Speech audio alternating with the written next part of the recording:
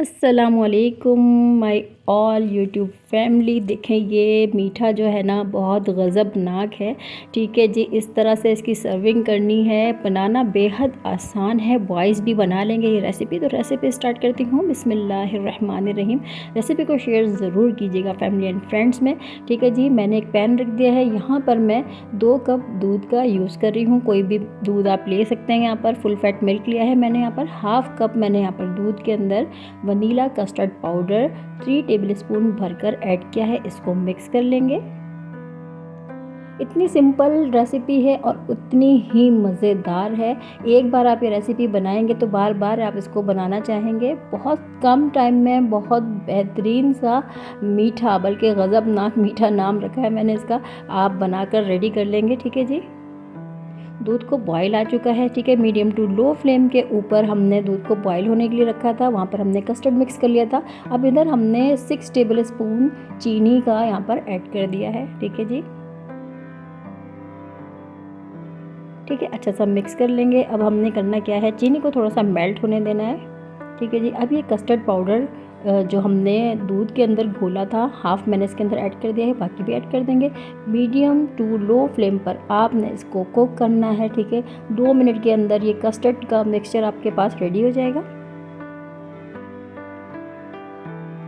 ठीक है, अच्छा सा मिक्स कर लेंगे। ठीक है, कस्टर्ड आपने चलाते रहना है। हमने बहुत ज़्यादा थिकनेस नहीं रखनी है इसकी और बहुत ज़्यादा रनी भी नहीं रखना। मैं आपको दिखाती हूँ हमने कितनी कंसिस्टेंसी इसकी रखनी है।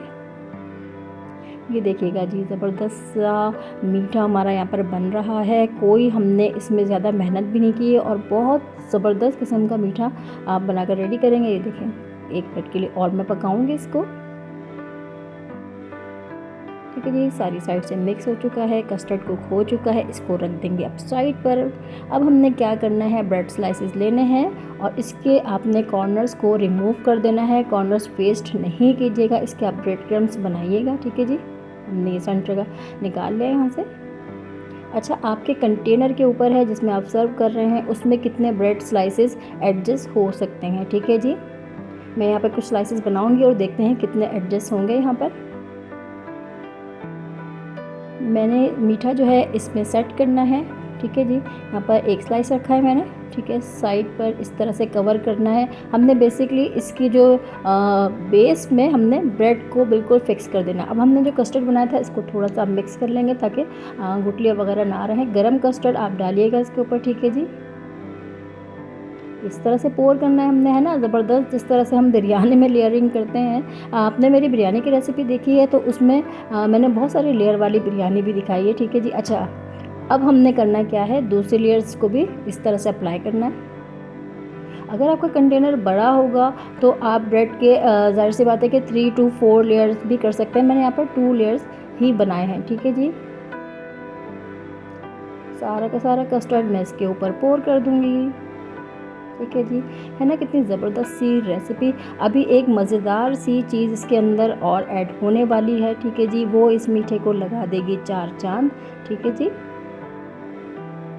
ये देखें, अच्छी तरह से पोर कर देना है हमने। ये जो स्लाइसेस बच गए हैं इसको हम यूज़ कर लेंगे किसी और चीज़ में, ये वेस्ट बिल्कुल भी नहीं होगी। यहाँ पर मैंने जो है, जो क्रीम मिल रही होती है, विपिंग क्रीम तो नहीं है, ये टेट्रा पैक की जो क्रीम आ रही होती है घर में, अक्सर आप लोग यूज़ कर रहे थे, ये वही क्रीम है। और यहाँ पर 5 टेबलस्पून मैंने कंडेंस मिल्क लिया है।